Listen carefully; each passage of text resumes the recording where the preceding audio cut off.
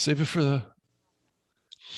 Hey, everybody. Welcome to Over 50 Starting Over. I'm Barry Edwards. And I'm Merle Garrison. And it's August 27th, 2021. How are you today, man? I'm doing great. Can't believe that it's already at the end. We're at the end of summer. Thank God, because it's been so hot and humid here. In fact, just the other day, like Monday or something, I saw in the news that this is the fifth most humid summer here since 1944, I think it is. What? And most humid. And it has been so humid this entire week. We're probably up to third most now. It is. I go to the gym, and even the gym, all air conditioned and everything. Yeah. All of these great big windows up there are all full of condensation. Yes. You can't hardly see out of them. It's you're like in a terrarium in there. Yeah, there you go. That's a good way to put it. And I'm a big summer guy. I love being outside and everything. And it's kind of like winter, a harsh winter where it's prohibitive. Like, for instance, this last Sunday, I went to the Browns game with my buddy Brian. Oh, yeah. Yeah, he's the electrical safety training guy. I talked about my client that turned into one of my best friends. Just how cool is that? I love that. Very cool. I got a good story here to start off our. We typically lead off with kind of a self-improvement career section, something like that. We morph into something either metaphysical or current events, of course. Boy, a lot going on there, huh? Oh, yeah. So we go to the game. It's 90 degrees and humid. And he's got brutal. Beautiful seats in the air-conditioned club side, but of course outside it's not air-conditioned. But anyways, so it's a preseason game, so it's only the stadium's about a quarter of the way full.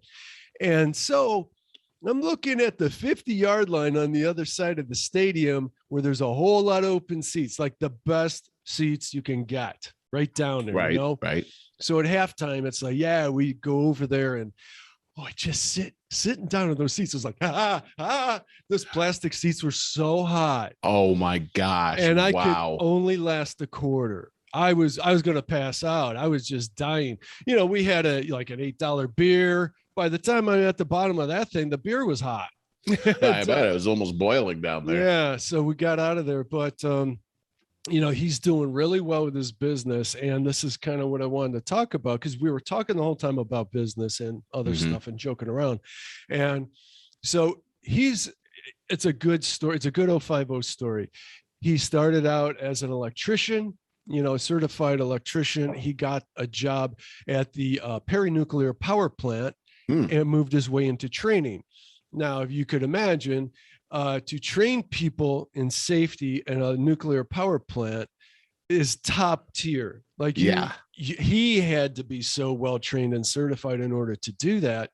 So he recognized there's a huge niche in the private industry, because there are OSHA regulations that you have to have people, anyone that's touching electrical equipment, like a custodian or anything, not to mention electricians within your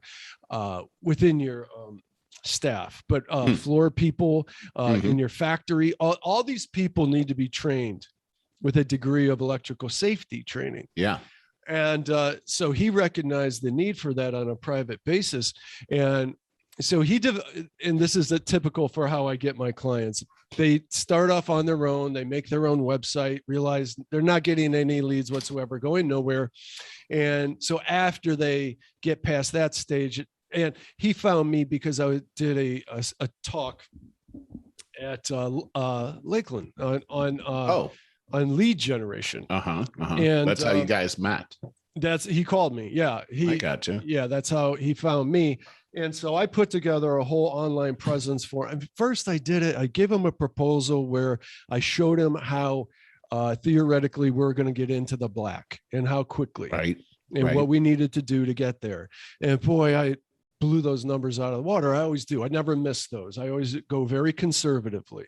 Good. And so he got a great jump on things. I did his search engine optimization. So he was getting out there. We're getting leads in left and right. And then and hats off to him, pat myself on the back here, but he's such a good guy that once somebody meets him, everybody wants to work with him. He just landed Tesla, their headquarters in Austin. for doing work there, because he got referred by a company that works with Tesla because they like him so much. And so anyways, I did all of that upfront stuff.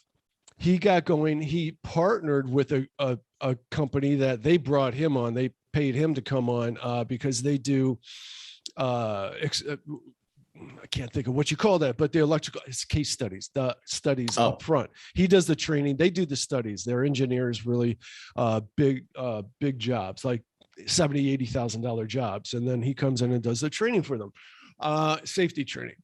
So now he's at this level where his wife, Jeannie, he wants to bring his wife, Jeannie, on board to do the marketing, the stuff that I was maintaining in the past. And so he does a lot of Google AdWords and stuff like that to bring in clients. But if you do content marketing on a regular basis, you're going to continue the organic leads that I was bringing in, meaning free. Free in as much as long as you can have somebody maintaining the content that you're pushing out there, right, out into social media. People are coming back and finding you, and it keeps you high in search engine results.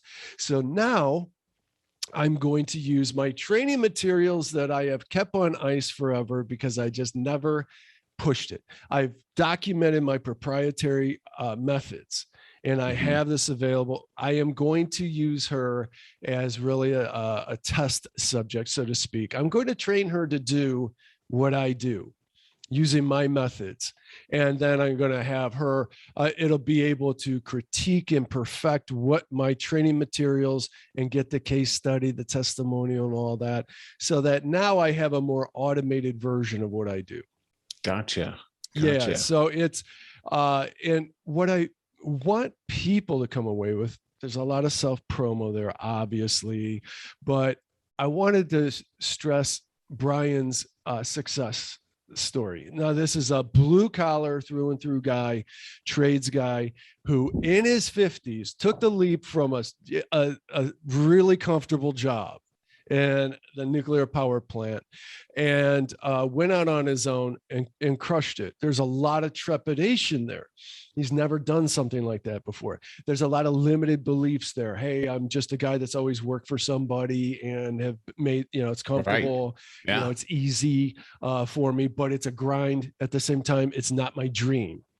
And so he took a leap of faith and he pursued his dream, has crushed it, helped him do it, took care of the online stuff, but you also got to get your lawyer in line to find out, do you want to incorporate? Do you want an LLC?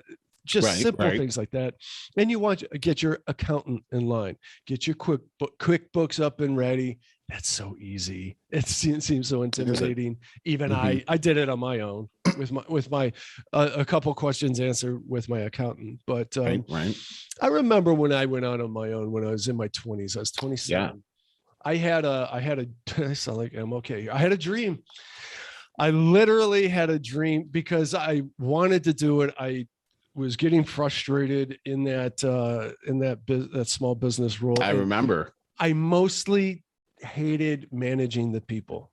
Oh yeah. I was a manager. I became a manager. And I wasn't doing what I loved. You didn't do. That's what happens when you manage. And I had a dream. Glorified babysitter. There you go. And I had a dream that I went out on my own, and I said to myself, damn, that was a lot easier than I thought it was going to be. And I put my 2 weeks in like right away. The owner said something to me as like, once again, and I said, look, this is my 2 weeks. And that was a great day.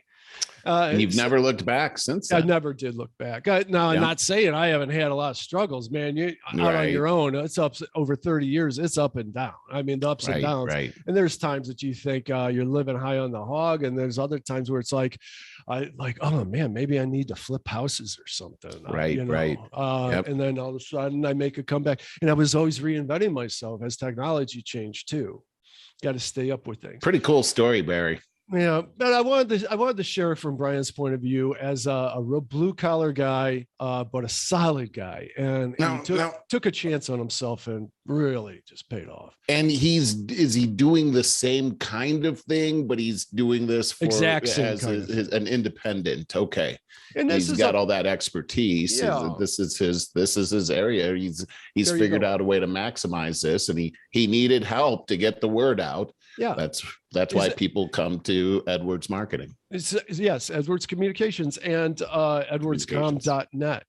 And so I've stressed this a lot, is that if you've been doing something for a company for all these years and you're so much the expert at it that you forgot how much of an expert you are at it, but you just always wanted to get out of the grind. Okay, become an independent consultant.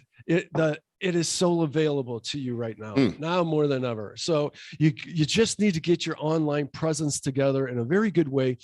Figure out your value propositions. This is something that I work with clients on a lot, and that is, how do you differentiate over your competition? What makes you unique that they can't reproduce the way you do because of your experience, your uniquenesses, and maybe proprietary ways that you come to the table? And so that's something I help people with. And I really like that. Well, because so many of us, we don't realize that we have this available to us now more than ever. And this is kind of what started this whole show. This is what started over 50. I was just thinking about that, Barry. I mean, look, what you're doing right now, you're so perfectly positioned to help other people to make a transition. And at this age, we've all had so much of the corporate life, and we realize that corporate life isn't necessarily going to make you free. You're probably going to be in bondage of some sort to a corporation. Doesn't mean that when you go out on your own, it's all, rainbows and lollipops, as you just mentioned, but you're doing this for yourself. You're in charge of your culture.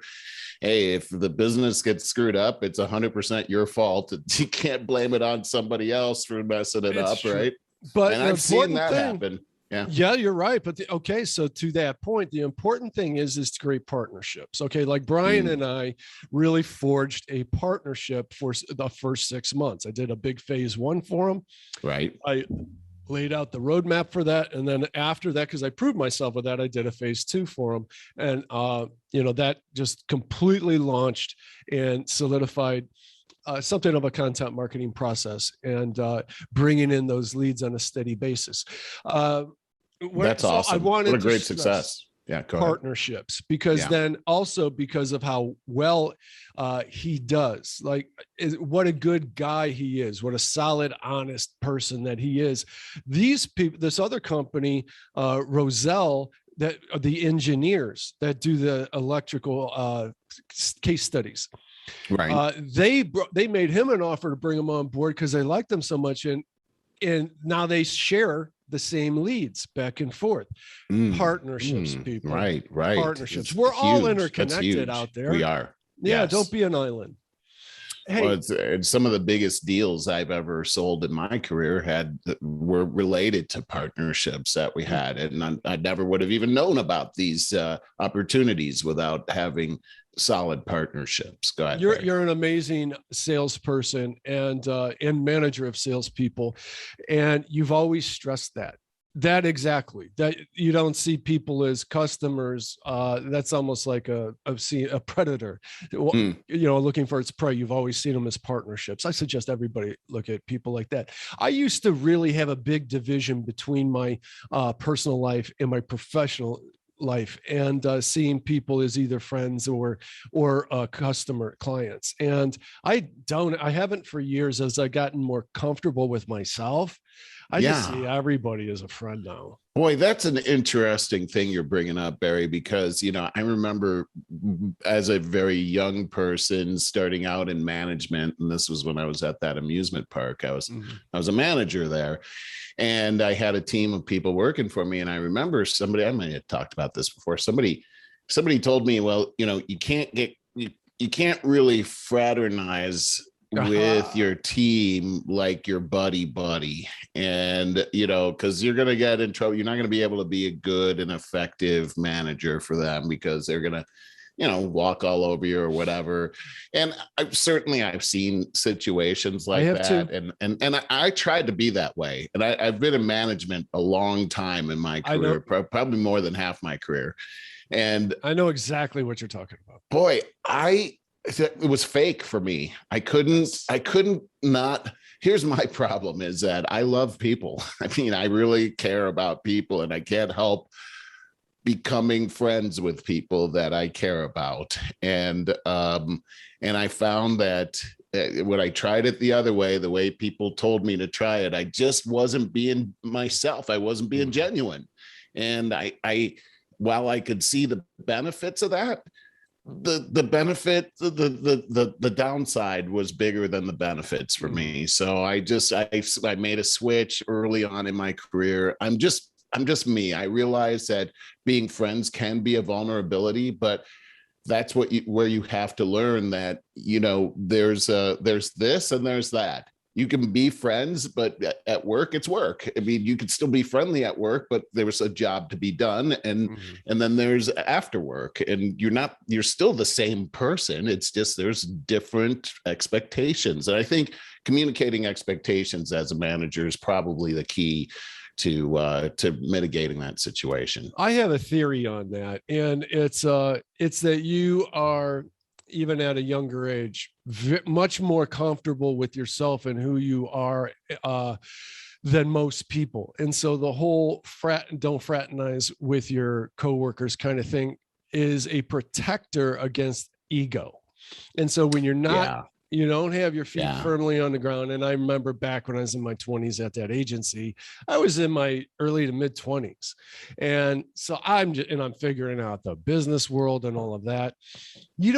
So when you don't have that experience, so that you're just completely comfortable when you walk in a room or have a meeting, you actually got all this anxiety going on underneath the situation, underneath the scenes. That's what most people are for at least the first half of their lives, and many people for their entire lives. And so they have to go by that blueprint of don't fraternize, because people will use that against you. They'll pull you in and then, turn the tables on you and all of that. But if your feet are firmly on the ground and you know who you are and your heart is open and you don't have this anxiety field between you two, then you're going to come from a place of truth. And that's true. That's true. Everything's just truth. The proof on this is when you can maintain these friendships long after the working relationship. Yes. I just had a friend of mine, Mark Lincoln. He was in town this week. He worked on my team back in 2000 and got a hold of me. Hey, I'm in town and I got this. He had an interview out here. We missed each other. We weren't able to make it happen, but I mean, it's still cool that kind of thing happens. Yeah. And you build. For me, it's almost like these are my old war buddies. We were in the foxhole together. It's just like, this guy's like a brother of mine, that I just love. And I was thinking about him, and I started thinking about all the old sales stories and the experiences that we had at work and after work, because we had fun in both areas, a lot of fun. And it's fun to think back on those kinds of things, Barry, for sure. It is. But you bring that out of people too. That's why you got so many friends and former colleagues and stuff like that you're still friends with, because you bring it out. You have a comfort about you that if people do that share that unconditional love, it makes it safe for everybody else. This is such a big deal. Unconditional love is a big deal these days. And especially now, one of the things for me, at least on my team, is that I believe in working really hard, but I also believe that you got to laugh and you got to have fun. Yes. And you know what I mean? And everything we did, we had a big job to do. It was all Hunter, brand new sales, downtown Chicago. So we had to knock on a bunch of doors, which typically isn't all that fun to get all that rejection, Horrible. So I paired everybody up in teams, and then we went out in twos, and we knocked on doors together, and we got kicked out of the best places in Chicago. And then we'd come back at the end of the day and tell these stories. You should have seen this guy's face, and we would laugh about that stuff. But we were getting results too, and it was cool. Not only we were in it together. But if you can succeed at all at door-to-door sales, that is like hard. That's like what do you call that when you go into the Army. Boot camp. Yeah, basic training, right? Yeah, there exactly. you go. Yeah, right. The old foot in the door. Yow. yeah. Yeah, that's gonna make or break you. You know, a lot of people won't make it. Yeah. Hey, buddy. So I sent you a present. You did. We went to Amish country, as you know, 2 weeks ago now, and it's just a beautiful, like the best shops in the world. Yeah, that thing cost a fortune to ship. I see that. It's right on here. Oh, really? Yeah, I can't even believe you did that. This is exciting. I want you to open. I told you. So you got it Monday. I said, you got to wait. Don't open it yet. So the story is Lisa and I are shopping, and I'm not giving away anything. And just the most quaint, beautiful big shops that you can imagine. Even I never got bored. My brother and I had a ball. Wow. Everybody. Yeah. And I'm looking at this one thing and I'm like, man, I really want that. And Lisa, you got to come look at this. And I'm thinking, and she then verbalized what I just started thinking. She's like, man, that's got Merle written all over it. What? Yeah. And I was like, I was just thinking that I got to buy it for him. Yeah. That's it. Go ahead. Open that. Oh my gosh. Well, okay. This is first. I got to say that this got here on Monday, and you can see this is a giant box of very sad. I mean, stuff shows up at my front door all the time, boxes and stuff like that. Surprised it stays there for 5 minutes. But look, they're never for me. It's always for Anne Marie, always, you know. I'm like, oh, look at this. Oh, and so this huge box shows up, and I go out there. I'm like, wouldn't that be cool if that was for me? And I look at it. Oh, it is for me. Oh yeah, Barry said he was sending something, so I pull it into the house, and it about drove Anne Marie insane. I mean, she wanted to know what was in there so Lisa bad. Would be the same way. Yeah. So it's going to be a pain to open. I thought that I would be able to pull this right out of here, but I'm not. No, you're gonna need a exact. All right. I got one right here just in case. Oh yeah, and it's bubble wrapped beyond that, so you got a little bit to do. See what we got here. Okay, and I'm gonna hit pause for a second. Hold on. All right, come on. Flip that bad boy. Look at you. All right. All right. Those of you listening, he got it out of the box and taken off the bubble wrap. And now you're getting a look at it. And we have related items. Now, I want to mention to Anne Marie. Lisa brought up a great point. Anne Marie, we're not suggesting how you decorate your house at all. We thought that maybe you'd want to put that in your kick butt garage with your Harley and everything. This is cool. Yeah. So why don't you describe that? Yeah. So most of you are listening there. This is a wooden, kind of like an antique American flag, made of wood, heavily shellacked, of very muted colors. And what are the stars, Merle? What are the stars made of? What are these things? Bullet cases. Oh, that is cool. It symbolizes, these are 9mm in here. It kind of symbolizes how we built this country, you know, and I think it says something about the toughness of our country, the importance of how hard we work to get to where we are and how hard we have to work to maintain it. Wow. And we're on a slippery slope of letting go, taking things for granted and letting things slip through our fingers. And to me, that's a symbol of not letting that happen. And so I wanted to share with you, these are some decorations that we are putting up for Labor Day. This is a wreath that is going on our door. And you saw this. I don't know what you call this, but, you know, it's just going to lean against like our pillar outside by the wreath. And we're just going to show off our patriotism in a time and an area where we live, where you're not going to see many American flags at all. I think there's a lot of anti-American sentiment around here as there is in California. And I think that that's a damn shame because we are really on a cusp here of taking things way too for granted and trying to undo them into this kind of Marxist thing. And I think that there's a wave, a shift coming. You feel it in California. I mean, people are fed up. I just want to say I'm very moved by this. I mean, I had no idea what I looked like. It was some kind of something I would hang on the wall or something from the way it was packaged. Sure. But I was like, what could this be? There's no way I could have guessed that was it. It's beautiful. And I think so too, man. I love the stars. I think that the way that you just described it, I actually got a big lump in my, I still have a lump in my throat. Yeah. I knew you would. I didn't do this to make you cry. I did it because I knew you would get out of it, see what I see in it. Dude, it's meaningful. I care about this so much. Yeah.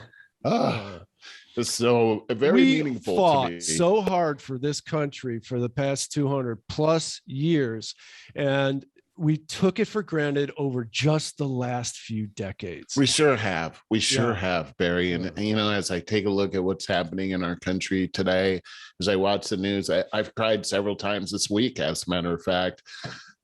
It's I mean, what's happening with our country is a bit overwhelming, and I certainly feel it. I love this country. I love what this country stands for. I love our story, and I hear the story being desecrated all the time now. And it's making everybody feel unworthy and bad and ashamed of the country. And then you see like what's happening right now in Afghanistan and at our southern border, and these human atrocities.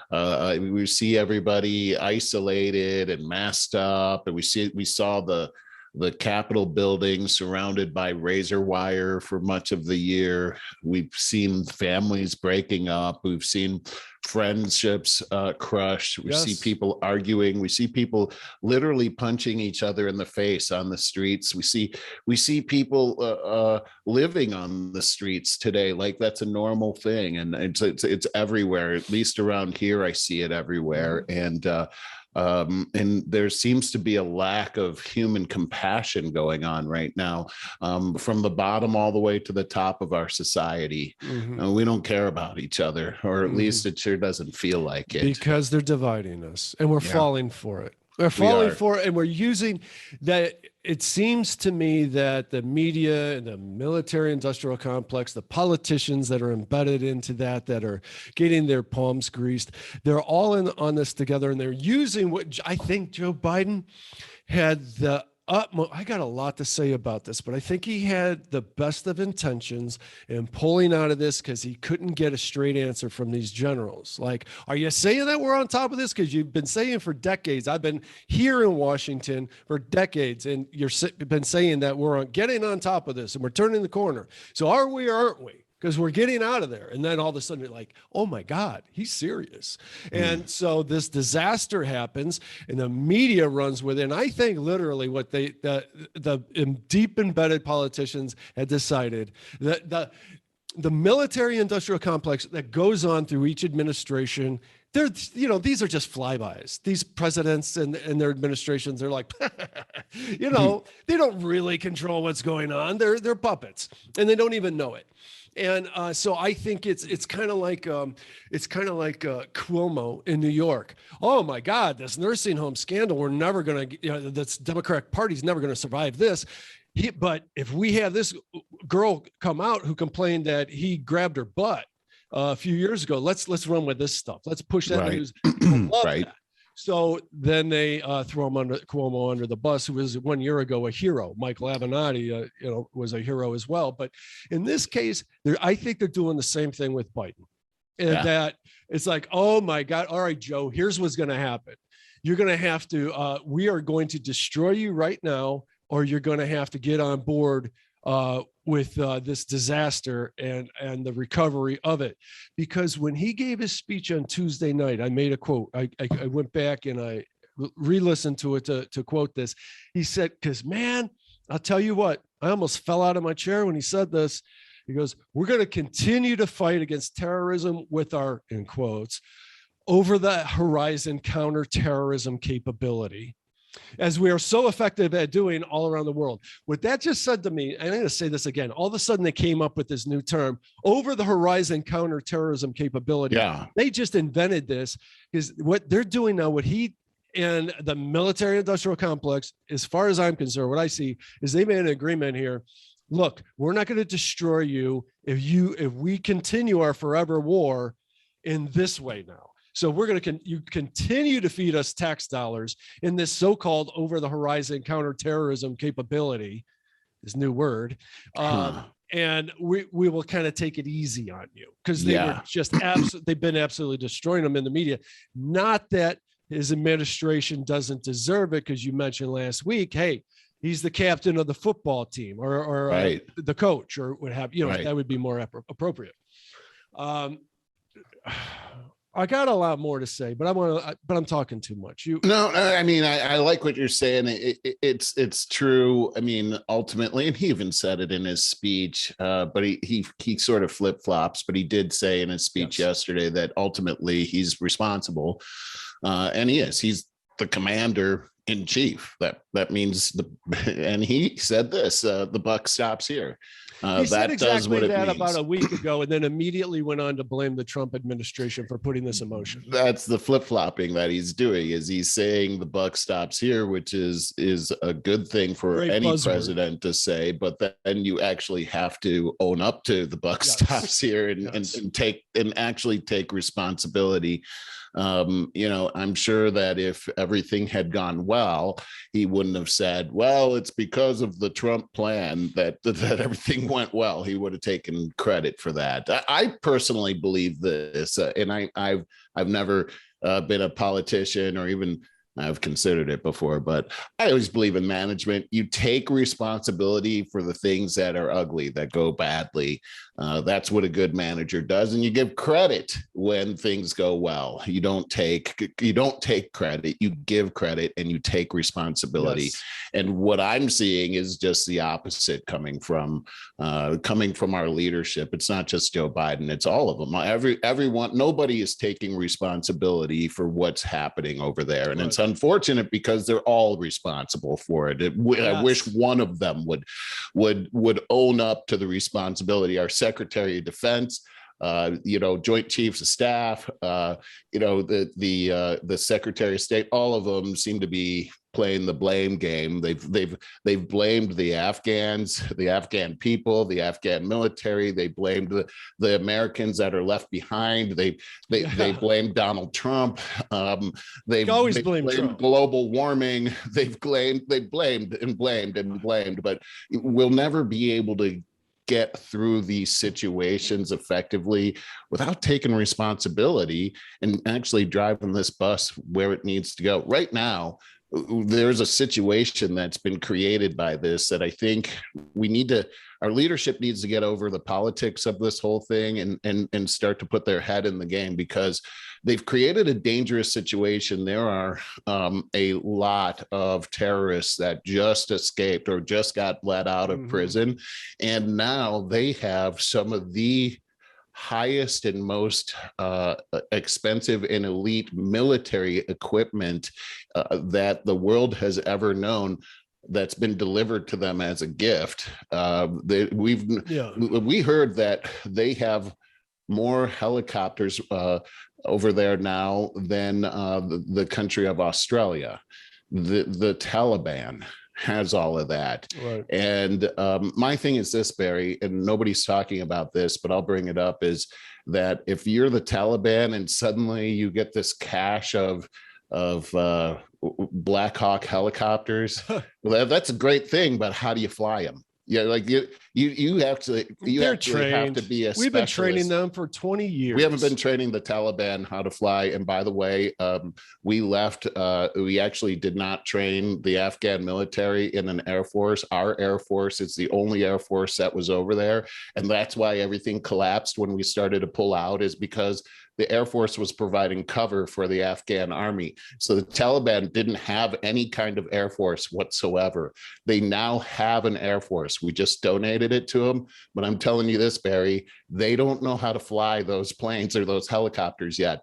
And I'm also telling you that something like that will attract the people that can fly those airplanes, can fly those helicopters. They will come from all points of the world, including the United States, to fly those for them.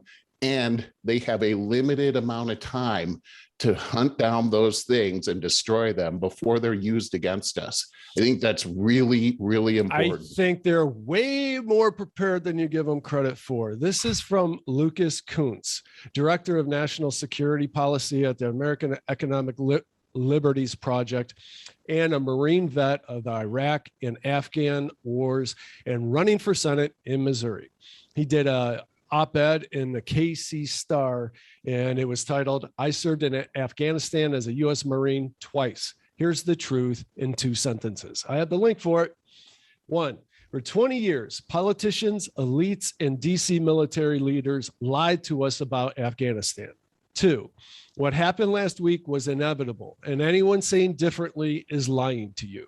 Now, a quote from him. What you're seeing now is the result of the Taliban getting trained and practiced against the best fighting force in the entire world for 20 years. But they have infinite more resolve than we do. That was their long game all along.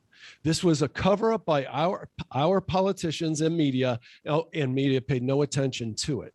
All our resources were simply going into making the Taliban stronger. The truth is that the Afghan National Security Forces was a jobs program for Afghans, propped up by the U.S. tax dollars, a military jobs program populated by non-military people, or quotes, paper forces that really didn't exist, and a bevy of elites grabbing what they could when they could. And he calls it systemic dishonesty, the same as in Iraq. And so this is a pattern. And what I want to get out of this, first of all, our media is so faulty and all that. The media's job has been, its duty for America has always been to keep us on the straight and narrow, to expose corruption, to expose untruths.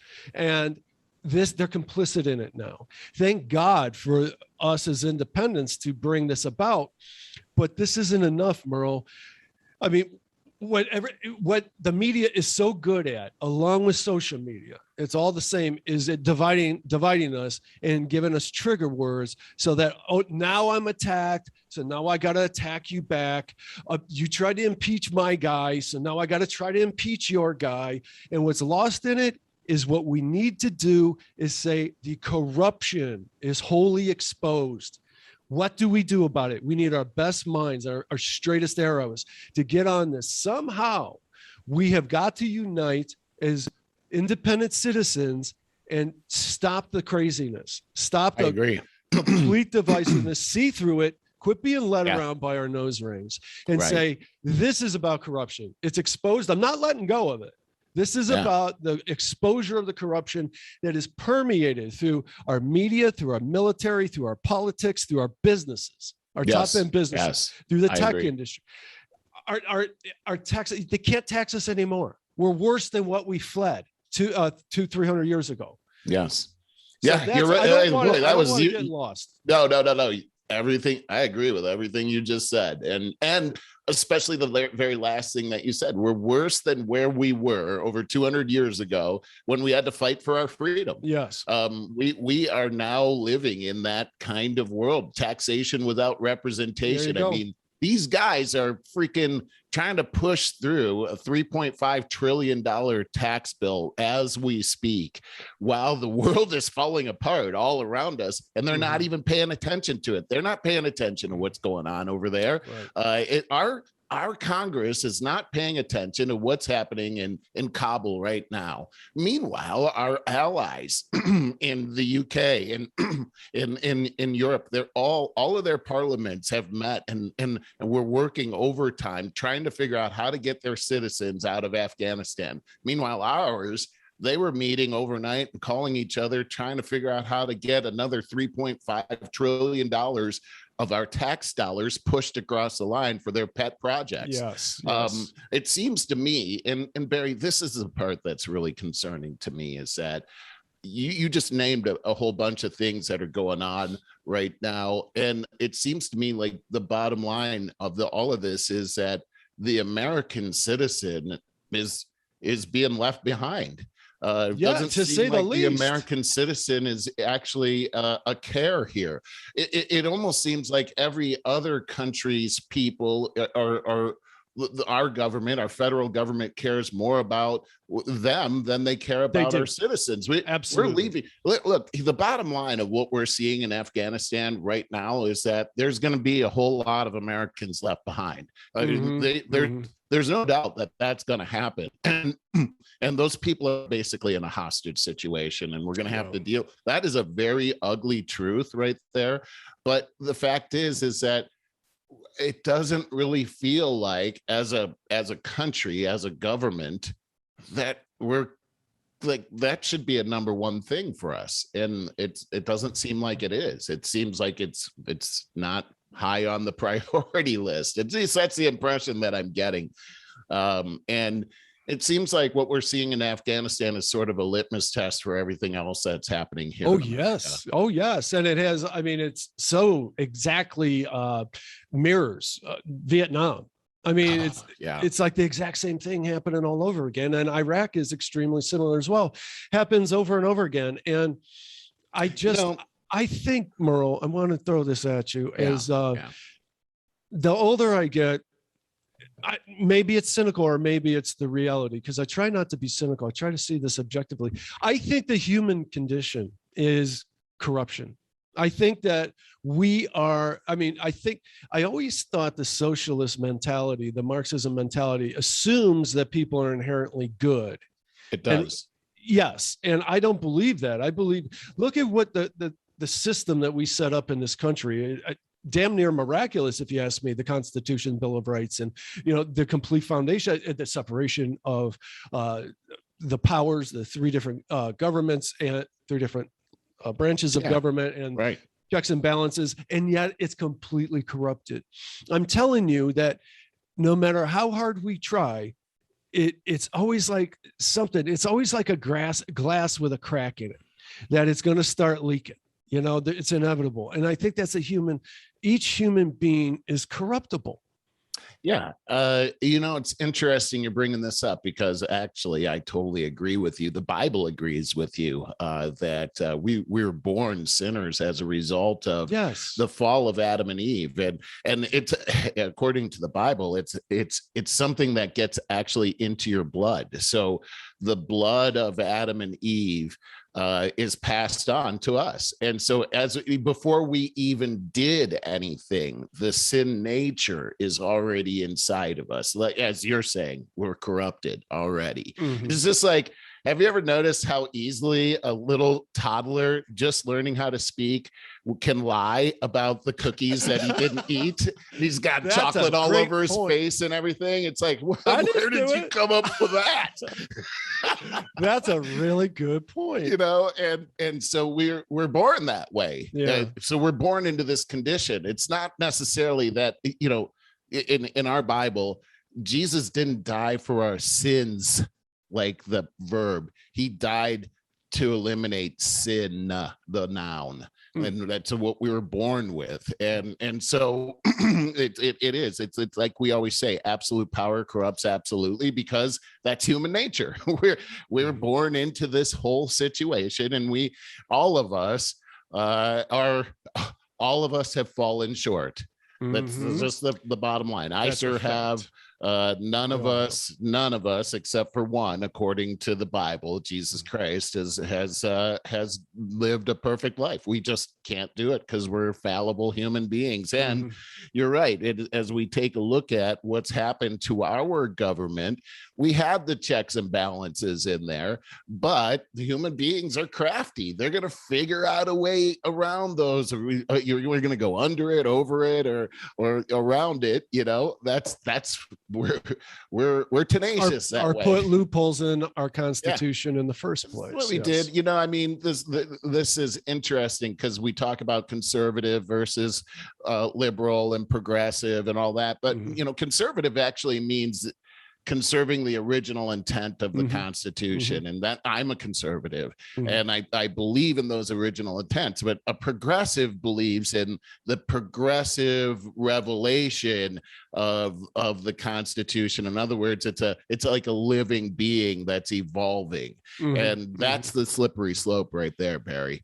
I could see it, I can understand that. I can understand the attraction to that. Oh, this isn't the same world that it was 200 years ago. I get that. This is how we got our bureaucracies, right?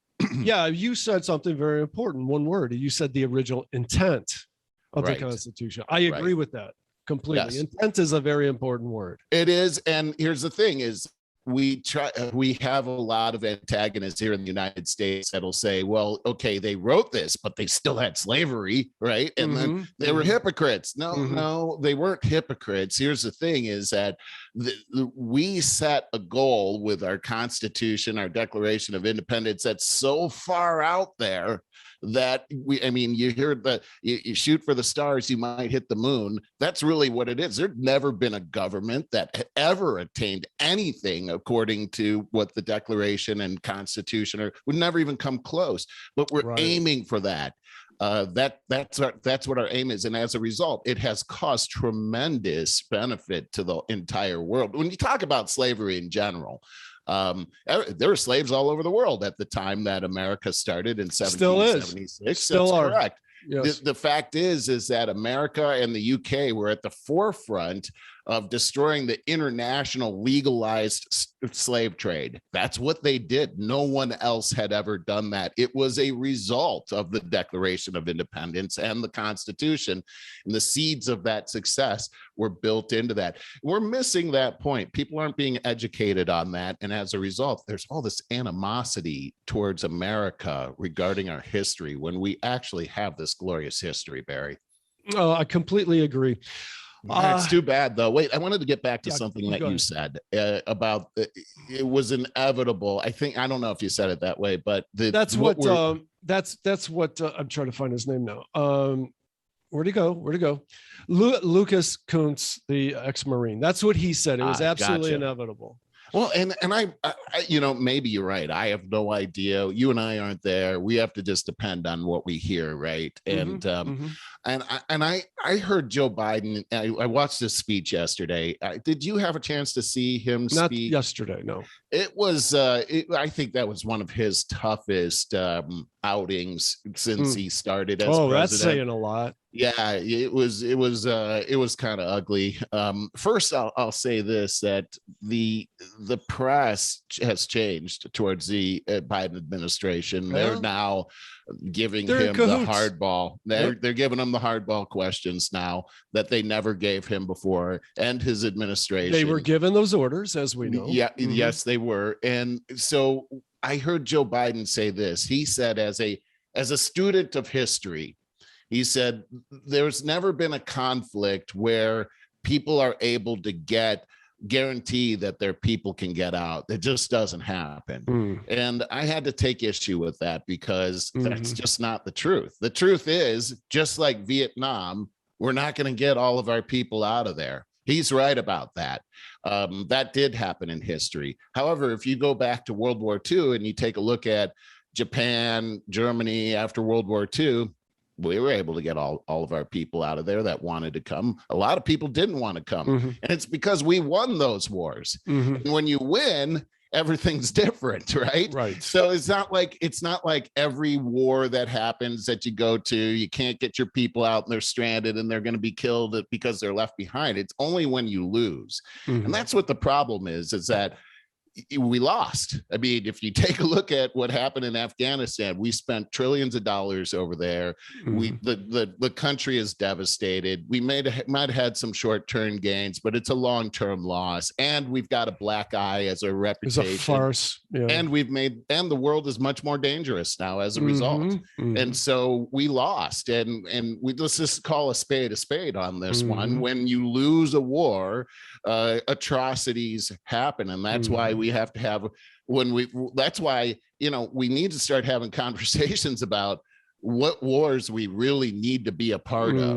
And did we really need to be in Afghanistan and Iraq? Of course not. that it doesn't, from the very beginning, from day one, it didn't make any sense. No, it didn't. And Merle, I said this last week, and I'll say it again. Okay, first of all, yes, Biden's at the head figure of this. He's like the CEO of a company, but the board of directors really is in power. Yeah. Well, right. That's if true. he really is at the head of this, really responsible, then he needs to bring charges against these generals. That's right. For treason. And I mean that we need to start taking this corruption seriously. And the funny thing is, it's not funny at all, but a lot of people seem to think there's a big faction of this country called progressives that think that if we make the government even bigger, that we're going to solve this problem. I believe exactly the opposite. Government is way out of control, out of control. It needs to be more nimble, needs to not be the largest employer in America. That's for damn sure. Right. But it needs to be much smaller. We need to make a movement in this direction. I want to share something. This is kind of out of left field, but I wanted to make sure I got this out. Crystal Ball with Sagar and Crystal. Said a few days ago, she quoted Obama's memoir. So this isn't me talking, and I think I'm paraphrasing a little bit, but she said in Obama's memoir, it said, being in politics for so long, Biden saw through the games the generals played. He witnessed young, naive Obama come in and get bamboozled. Obama said that Biden was furious over the intimidation and got 2 inches from Obama's face and said, "Don't let them jam you, man." And he also fought with Hillary, Obama, and Robert Gates over the generals bamboozling. Obviously, Biden was unsuccessul. And this is Crystal's theory on Biden's mindset. He said he was also said to have seen through the lies of the Afghan government as well. So Crystal theorizes that Biden he felt that he was looked down upon by Obama, Hillary, and all the friends. I think he was. I think he was too. I think it was quite obvious, especially she didn't make this point, but remember how long it took Obama to back Biden for president? Yeah. It was like his last resort. Also, remember that Obama sent him over to the Ukraine for like 3 years so that he would just that we never heard from him for like 3 years, that he corrupted an entire nation. I forgot about that. All right, just want to finish this up. Couple sentences. Okay. Okay. So he felt looked down upon and dismissed. So he had an intense desire to one up Obama. Crystal states that a couple of other examples, such as passing on a bigger stimulus package than Obama and being able to work more in a bipartisan fashion than Obama, which Obama was terrible at. Obama, as soon as he got in there, doing any better. But Obama went in and shut his doors and dissed the Republican Party from the very day one. So it seemed like a pretty insightful explanation for the uncharacteristic move by Biden to pull out of Afghanistan. He wanted to do something rather historic. That was his big move. I think it was the best of intentions. But my God, I don't think he saw how deep the tentacles were. So here's a couple of things, Barry, that I mean, because I've been looking at this all week too, and it's been disheartening. But one thing that I heard that I'd really like to get more information on is that there really wasn't any. Apparently, we had a deal to move out of there by May. And if you take a look at what was happening on that map of I don't know if you've seen this map where everything starts to turn red as the Taliban takes over the entire country. There's a timeline where it really starts to happen in June. And but nothing up until that point, everything was held at bay. I just wonder why, because I was hearing yesterday, and it was Joe Biden speaking about how May 1st, can you imagine if I would have said that I was going to delay the departure? I'm just wondering why, if we had an agreement to get out in May, why didn't we just get out in May? I'm kind of confused on why we didn't do that. And it seems like, I mean, hindsight's 2020, right? Seems like if we would have done that, we would have been we wouldn't have had to do all the iterations that we're doing right now. I could theorize that though, Merle. It's these generals who are trying their very best to keep the forever war going. Now, first they're saying, oh yeah, we're winning this war. Yeah, totally winning this war. Then it's, oh, we got to get out in May. Well, we can't quite get out in May. They know it's the disaster that's going to happen. I think that was the struggle that has been going on this whole time. It seemed like, and again, I feel like I've done a lot of reading on this and looking, but I don't have all the facts. I don't know that anybody does. Right. But it just seems like that the situation was exasperated by that decision to extend it out, and then the actual plan of pulling out the military before pulling out the civilians. I've never heard of that before. But I think this is going to be something that is going to have some very long lasting repercussions. Here's one of the repercussions that I'm looking at right now, Barry, and I've been looking at this for a long time, which is Taiwan. And Taiwan is in the crosshairs of China. And the thing that's been protecting Taiwan is the threat that if Taiwan is hassled in any way, that the United States will show up and defend Taiwan. The defense minister of China back in 2003 was talking about Taiwan. Chi Hodian is his name, and he was saying that their plan was to use Taiwan as a way to draw the United States into a conflict that they can't win. Right. But here's the deal, is that the United States just proved that they don't have an appetite to do anything like that. And it seems to have left Taiwan in a very sticky situation. In fact, what I'm hearing is that the threats towards Taiwan from China have escalated this week in proportion to what's happening in Afghanistan. Now, Taiwan is a gigantic tech center that is a big strategic benefit to the United States. I would keep an eye on that and watch what happens. I'm more concerned about the immediate, which is, I think all along when the Democratic Party anointed Biden as their figurehead over Tulsi Gabbard, who checkmarked everything off of their woke list, a woman of color, being Hawaiian, a woman, and but she couldn't. There was one thing she didn't check. Yep, that was being part. She would not take corporate funding. Tulsi Gabbard is a liberal. She's a classic liberal, like you are. They were looking for a leftist. That's where and what we were finding out, according to that dogma, is it doesn't, all those other things, like she's a woman of color and all these other things, none of that matters at that point. No, not in her case, but it would not in the left category. There you go. So what I'm worried about is I don't think anybody ever thought Biden would actually make it through this 4 years of presidency. Right. And now Kamala Harris, did you see the latest polls that she is the most disliked VP, first year VP since Gore, since Al Gore?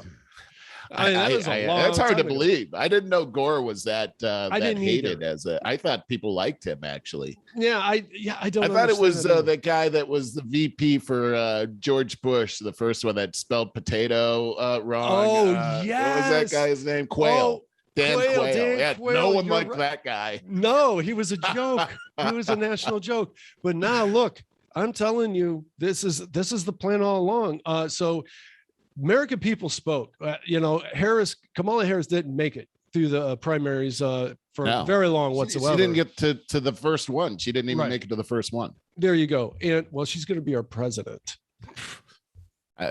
Can you believe this? This is the what is it? It's like we're in another world here. It's out of the frying pan into the microwave. Yeah.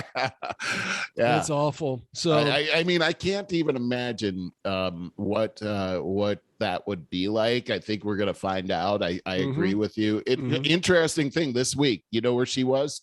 Yes. I'm sorry. Yes, Saigon. Yep, yes. She was in Saigon, and just to your point, how weirdly similar this is, and the collapse of Afghanistan. Vietnam. Yeah. You know, this whole thing with Kamala, though, is very interesting, because if you take a look at, I tell you, Barry, take a look at Joe Biden's speech yesterday. I think that somebody may have coached him, because you know how he gets his words all jumbled up and everything. Yeah. Even though he's reading from a teleprompter. Yeah. You know? So I think they slowed the teleprompter way down because he is talking like this the entire time. Yeah. And at one point he says, okay, and he's looking at, like you said, he's got a notebook, he's looking at his notes the whole time, and then he says, okay, I've been instructed to call on, oh my god, so and so, from the AP.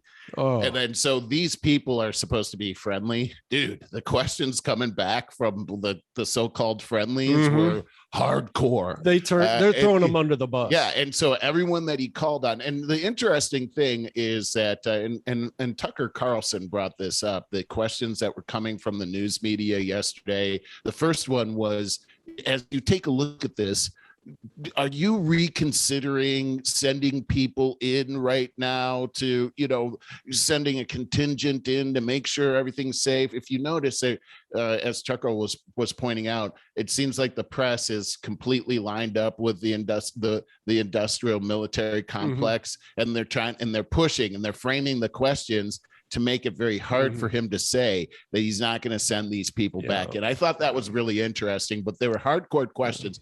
The last question, and he seemed like a deer in the headlights every time. He stumbled over his words as usual, but the last one was the most interesting. And I saw him close his notebook, and then he goes, I'm going to call on the most interesting person I think is in the room. And he calls on Peter Doocy from Fox News. Now, it's a really weird thing for him to do that. Yep. And to say that before he calls on him, because it's really been an adversarial relationship, and he never really lets him ask these questions. And for some reason, he must have gone off script there and called on Doocy, and Doocy lambastes him. And to the point where and Doocy's asking him about, are you taking responsibility for the deaths that happened today? And Joe Biden tries to turn it around and say, no, let me ask you a question. What do you think? And Doocy's not letting him ask the question. He's pounding his question in there. So Joe Biden, in his frustration, grabs a hold of his notebook, and he just puts his head down like this on the micro, and he's got this, and he just listens to the question, and then slowly says, what I think is, and he answers it in a very feeble, nonsensical way.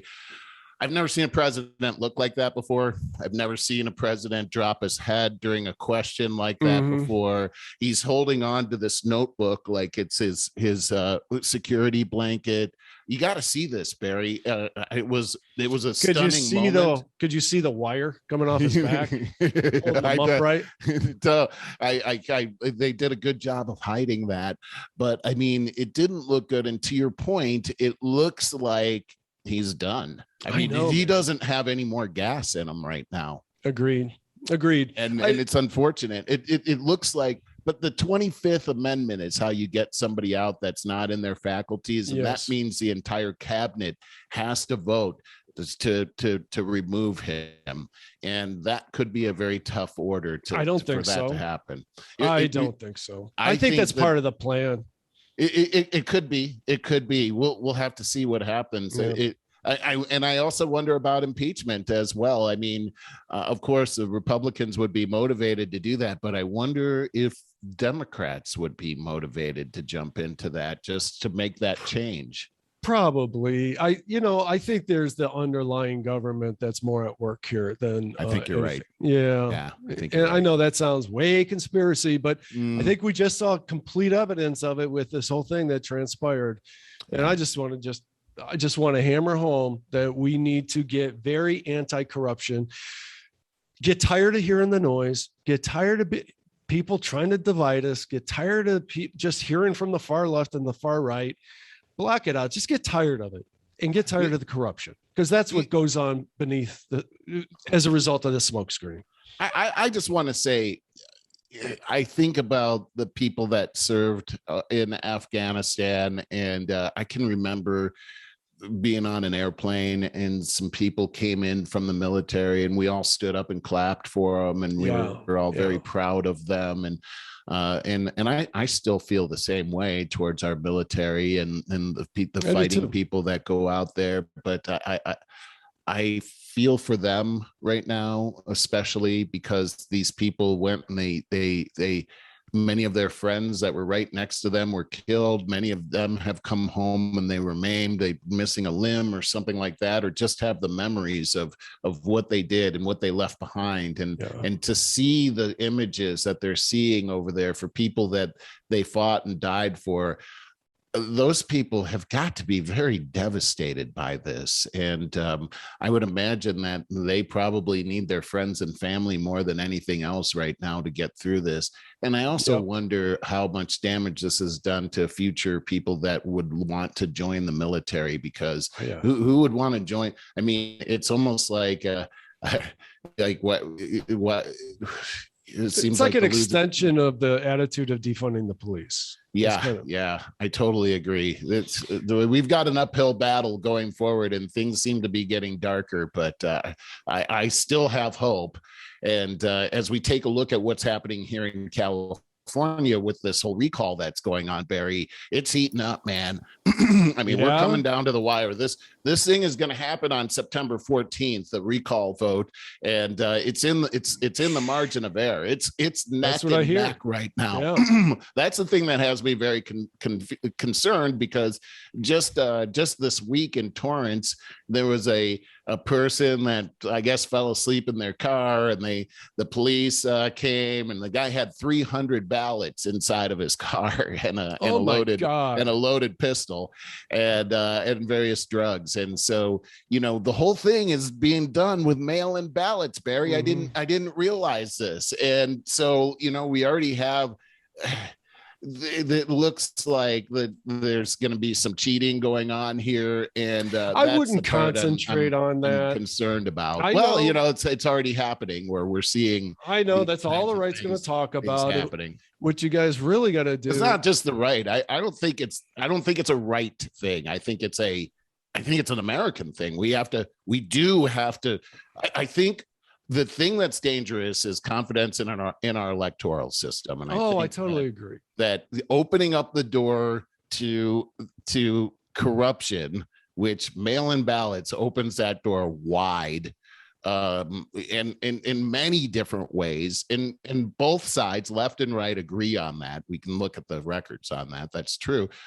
That's important. That's really, really important. It is important. It's very important. I completely agree. But in the more immediate is, I know it's going to happen, is now people are starting to panic in California. And since it's so crazy far left over there, the unmotivated are finally going to get motivated, and Newsom's going to win regardless. And everybody's going to concentrate on cheating, which I guess in the end is going to be the best outcome you can get, so that we finally do try to clean up the whole voting situation. But I feel pretty confident that because of the panic that's going on, that it'll finally motivate the previously unmotivated left. What you mentioned panic. What are you talking about? Oh, now there's a lot of areas of panic, but I hear that the whole thing is being construed as oh my God, Trump is going to invade California now. This whole Trump movement. And boy, as soon as you put his name on something, it gets everybody over there really fired up.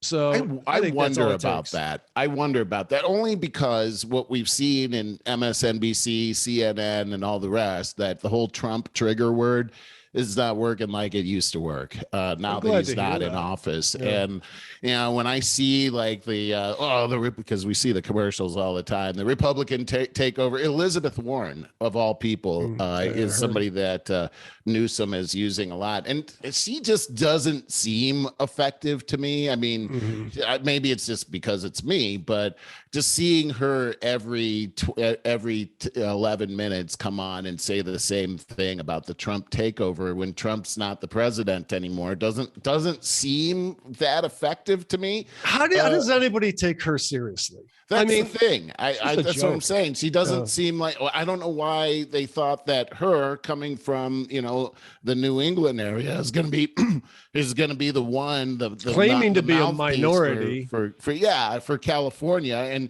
And yeah, that's the thing. And so it doesn't, the whole Trump takeover that narrative doesn't seem to make sense out here, because what you have is, this is a very Democratic state, and there's no way that the Republicans in the state are the ones responsible solely for this recall. If you take a look at the stats, in the recall is about half and half. We're calling for his recall. So what you have to do is convince all these Democrats that it really is a Trump takeover. And with all those Democrats being a part of the recall, the real issue isn't Trump. The real issue is a overreach of authority, definitely, by our governor, and also a do as I say, not as I do. That really ticked off the Democrats. And now to reclassify it and label it as a Trump takeover, that might work on some people. Granted, I don't think that's. I think that's why it's still razor thin. When you take a look at the fact that if he loses, a Republican is going to win, and the fact that it's still razor thin speaks volumes to me. It does, about what's happening here in California with the Democrats and they're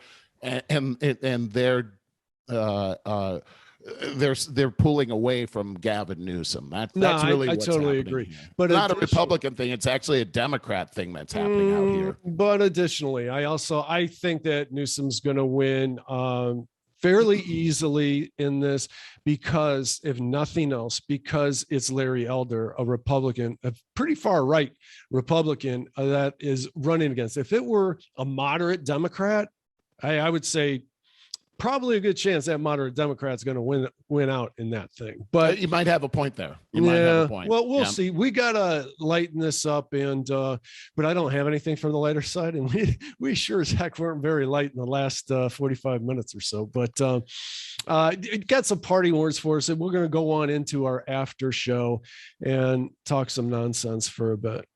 Well, I did want to say that we had Cyber Talk TV. We just came out with a new episode of Cyber Talk TV. This one was a panel discussion that we had. The title of it is Teen Harm, Suicides Associated with Addictive and Harmful Social Media Apps and the Law. So we had two guests on the show. You can pick this up on cybertalktv.tv, the latest episode, which we had Tina Bruno. She's the executive director from David's Legacy Foundation, it's a foundation centered on preventing teen child harm and suicides associated with cyberbullying. Really cool organization, Perry, that there's actually organizations out there that can help people through this, that can help deal with this. One of the things I learned from her when thinking about bullying, compared to like, hey, I dealt with bullies, but the bullies that these kids are dealing with today, they come into their houses, they go into their bedrooms with them, because these people are carrying their smartphone with them all the time. So they can never get away from their bullies. They don't want to tell their parents about it, because guess what? They'll take their smartphone away. So so this is what's causing these things to happen. And so we had her on, and then we also had another panelist. He's a former assistant Texas Attorney General, Brian Cummings, and we had him discussing legal remedies for people, including teens and children who are harmed or die as a result of these addictive and harmful apps on social media platforms. Very interesting discussion. I think in the end, it actually gives a lot of hope for people that are a part of this. There's great education available to people. There's a way out of this, which is what we were able to bring out in the show. That's good. It's almost always going to come back to education. And, we're going to have to realize that social media and our parents raising their kids and have to have to take more responsibility in this. And we have to realize that social media is, you need to be a little bit more adult before you're prepared to deal with it. You know, a little bit more of development has to have gone on, and it has to be dealt with in moderation. It's personal accountability again. Yeah. It's like drinking, you know what I mean? Like, hey, in moderation, it's fine. But if you overdo it, you're going to be in the ditch, right? Yeah. You're going to hurt yourself. And that's, it is addictive too. So it's a very good analogy. Yep. All right. Yep. Hey, with that, we should, unless you got something else. No, that's it. All right, guys, we're going to go into the after show, which will come up down in the corner of your screen if you care to listen to some nonsense. All right. Thanks a lot. Have a good week.